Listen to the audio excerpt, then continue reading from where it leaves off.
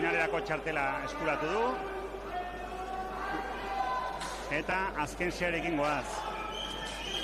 Favorito nagusia Txilekotako frogatan, Herberetako igeilaria den Thomas Verhoeven izango dugu.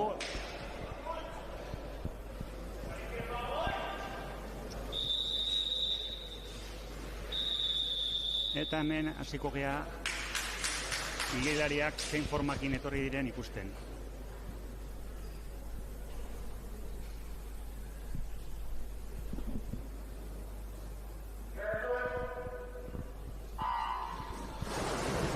Oraingoz, Martin Santiago Gómez dijoa lehenengo postuan, 54-74 denborarekin, bigarren Víctor García López, 55-81 eta hirugarren Iker Soto, Euskal Selekziokoa, 56-08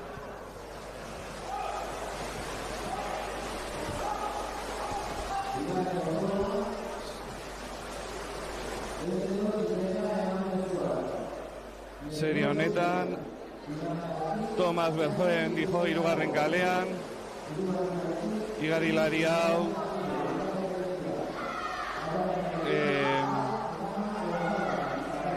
Europako domina lortu zuen 50 tximeletan eta mariposako estiloan aditua da. Aurren aditua, baina oso gertu ditu bai Hector Gamo eta bai Radu Naeta.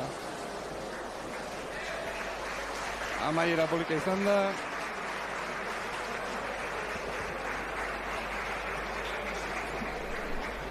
Momentuz kartak izkutatzen,